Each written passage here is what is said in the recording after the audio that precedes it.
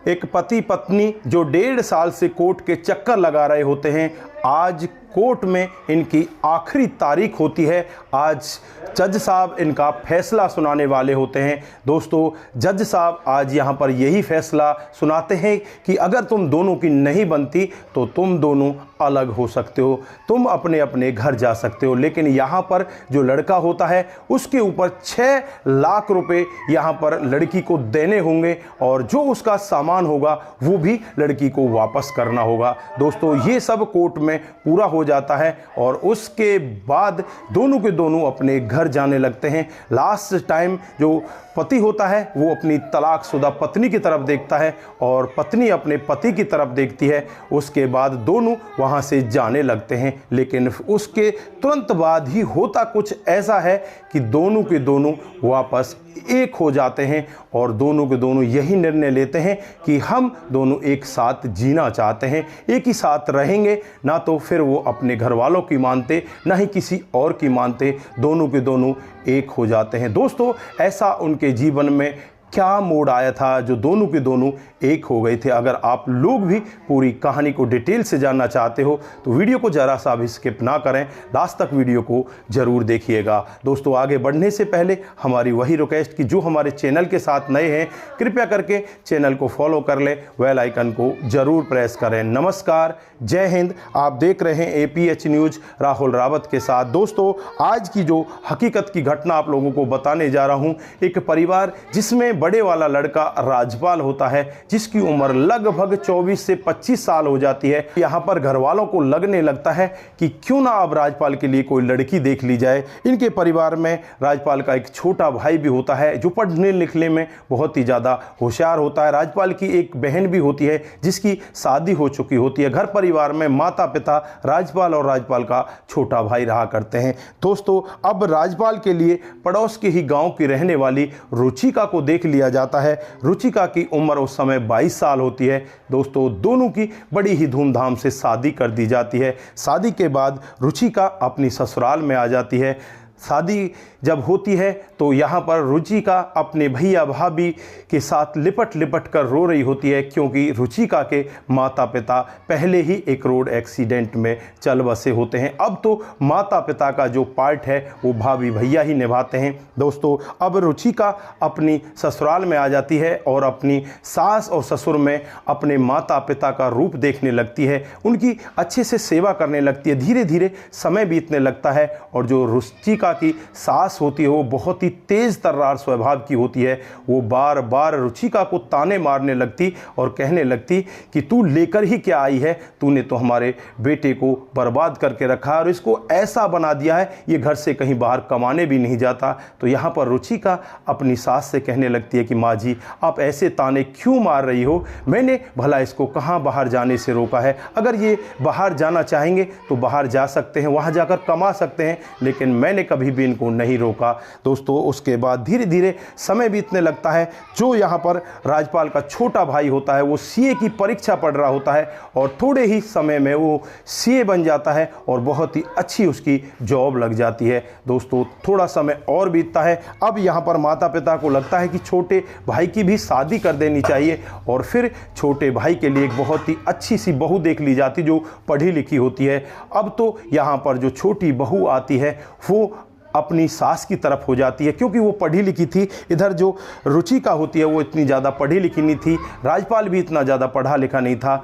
अब तो यहाँ पर सास और छोटी बहू एक हो जाती हैं और यहाँ बड़ी बहू रुचिका के ऊपर ताने मारने लगती हैं, बार बार उसे बुरा भला कहा करती। रुचिका यहाँ पर ऐसे ही सहन करती रहती है। दोनों के दोनों मिलकर लड़ाइयाँ कर रही होती हैं। यहाँ पर जो रुचिका होती है अपनी सास से कहने लगती है कि सासू माँ, तुम दोनों एक हो जाती हो और मेरे साथ में लड़ाई करती हो, ऐसा मत किया करो, मैंने तुम्हारा बिगाड़ा क्या है? दोस्तों, थोड़ी देर बाद ही यहाँ पर जो रुचिका होती है उसकी नंद और नंदेव आ जाते हैं और जब इन तीनों की लड़ाई को देखते हैं तो लड़ाई को देखकर यहाँ पर जो नंदेव होता है वो कहता है कि रुचिका, मैं तुम्हें तुम्हारे घर छोड़कर आ जाता हूँ। दोस्तों, उससे पहले रुचिका अपने पति के पास भी फोन करती है जो खेतों पर काम कर रहा होता है। पति से यही कहती है कि इस तरह से मुझसे ये लोग लड़ रहे हैं। तो उसका पति यही कहता है कि मैं घर आ जाता हूँ, मैं सभी लोगों को समझा दूंगा। लेकिन उससे पहले ही जो नंदेव होता है वो रुचिका को लेकर उसके मायके में पहुंच जाता है और भैया भाभी के सुपुर्द कर देता है।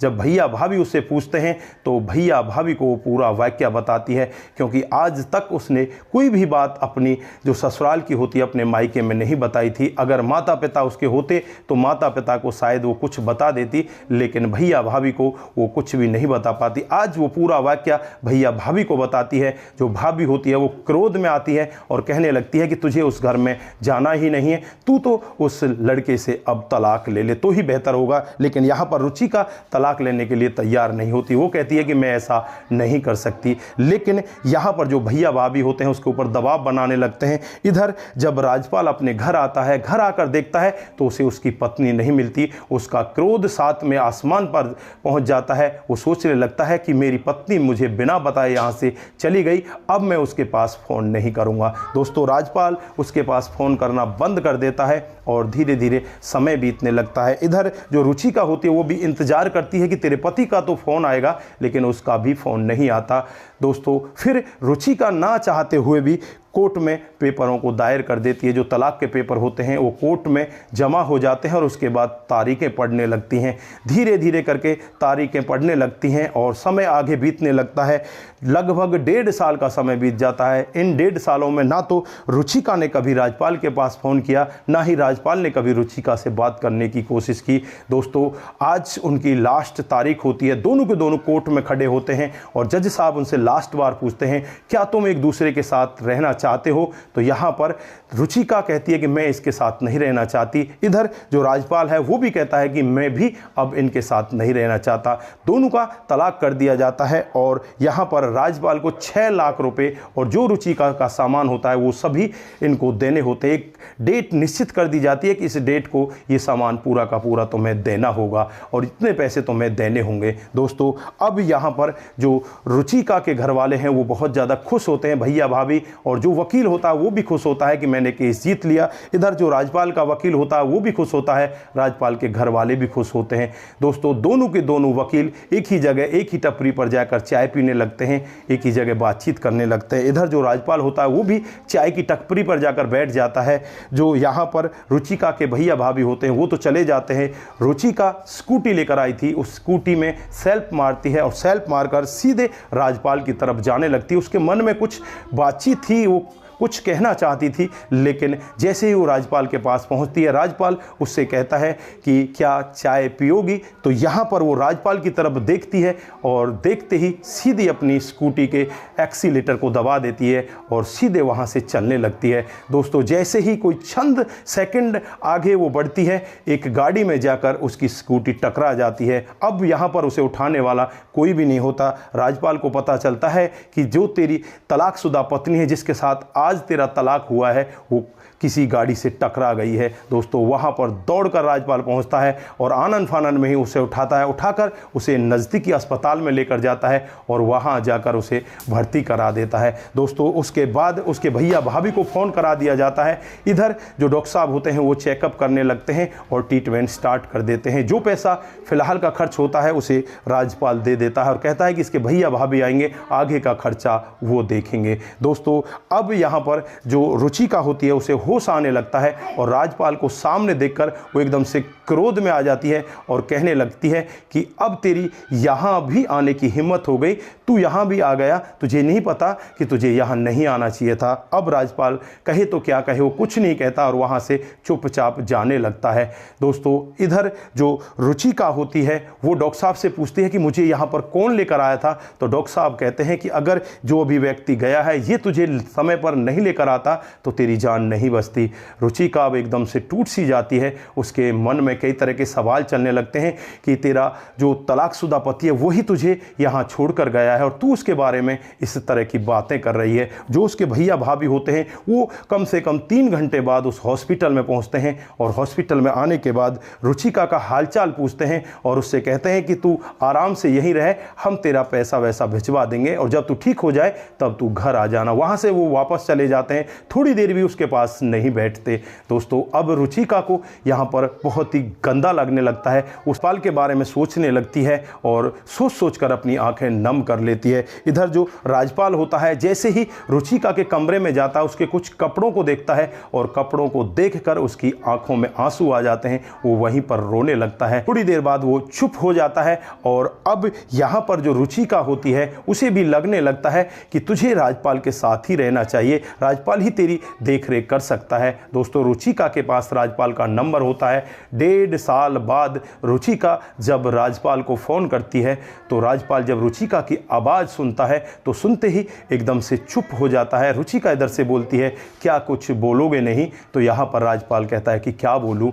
यहाँ पर फिर राजपाल उससे पूछने लगता है क्या तुमने खाना खाया? तो यहाँ पर रुचिका कहती है कि मेरा मन नहीं है, मैं खाना नहीं खाऊंगी। दोस्तों राजपाल को ये सब बुरा लगता है। राजपाल अपनी बाइक निकालता है, बाइक कुछ खाना पैक करवाता है और सीधे हॉस्पिटल में पहुँच जाता है। रुचिका के सामने खाना रख देता है कि आप खाना खा लीजिए। तो यहाँ पर रुचिका अपनी आंखों में आंसू भर लाती है और आंखों में आंसू भरकर यहाँ पर राजपाल के हाथ को पकड़ लेती है और कहने लगती है कि मुझे माफ़ कर देना, मुझसे बहुत बड़ी गलती हुई है, मैं तुम्हारे बगैर रह नहीं सकती। यहाँ पर राजपाल भी अपनी आंखों में आंसू भर लाता है। वो भी कहने लगता है कि यही मेरा हाल है, मैं भी तुम्हारे बगैर नहीं रह सकता। दोस्तों दोनों की आपस में बातचीत होती है और बातचीत का सिलसिला इस कदर आगे बढ़ता है।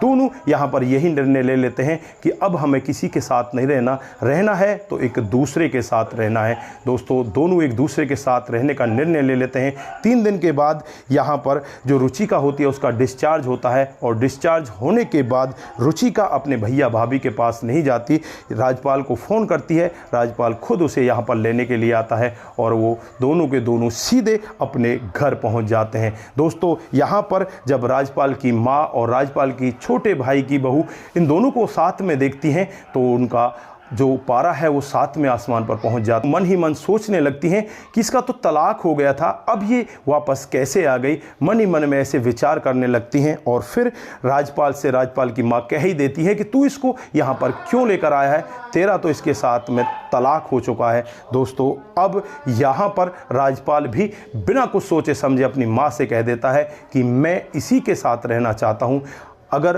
आपको मुझे यहाँ पर नहीं रखना, मुझे अपनी ज़मीन में से कोई हिस्सा नहीं देना तो बिल्कुल भी मत दो, मैं इसको नहीं छोड़ सकता, ये मेरे साथ ही रहेगी चाहे मैं कैसा भी रहूं। दोस्तों यहाँ पर माँ को बहुत ज़्यादा गुस्सा आता है और गुस्से में राजपाल से यही कह देती है कि अगर तुझे रहना है तो तू कहीं भी जाकर रह सकता है, लेकिन यहाँ तेरे लिए कोई जगह नहीं है। दोस्तों अब यहाँ पर राजपाल बिना कुछ सोचे समझे अपने कमरे के अंदर जाता है, वहाँ से अपने कपड़े लेता है, जो कुछ पत्नी के कपड़े थे उन कपड़ों को लेता है, एक बैग पैक किया जाता है और वहाँ से शहर में चला जाता है। दोस्तों वहाँ जाकर वो नौकरी करने लगता है, धीरे धीरे करके वो आगे बढ़ने लगता है। नौकरी से फिर वो अपना बिजनेस स्टार्ट करता है। लगभग 4 साल का समय बीत जाता है। इसी अंतराल में उनको एक लड़का भी हो जाता है। 4 साल के बाद वो बहुत अच्छा एक दुकानदार बन जाता है, उसका कामकाज बहुत अच्छे से चलने लगता है। इधर जो इस राजपाल की माँ होती है, इसका पिता होता है, जो इसके भैया भाभी थे, वो यहाँ पर उनको अब बहुत ही गलत तरीके से रखने लगते हैं। समय पर उनको ना तो खाना दिया करते, ना ही समय पर उनको पानी दिया करते। वो बहुत ही ज़्यादा परेशान होने लगते हैं, रोने लगते हैं और रोते हुए अपने बड़े बेटे राजपाल को याद करने लगते हैं कि बेटा तो वो हमारा था, लेकिन हम तो इस छोटी बहू के चक्कर में आकर बेटे बहू दोनों को हमने घर से बाहर निकाल दिया। दोस्तों अब उनकी समझ में आता है कि हमें उस बेटे को भी घर से नहीं निकालना चाहिए था।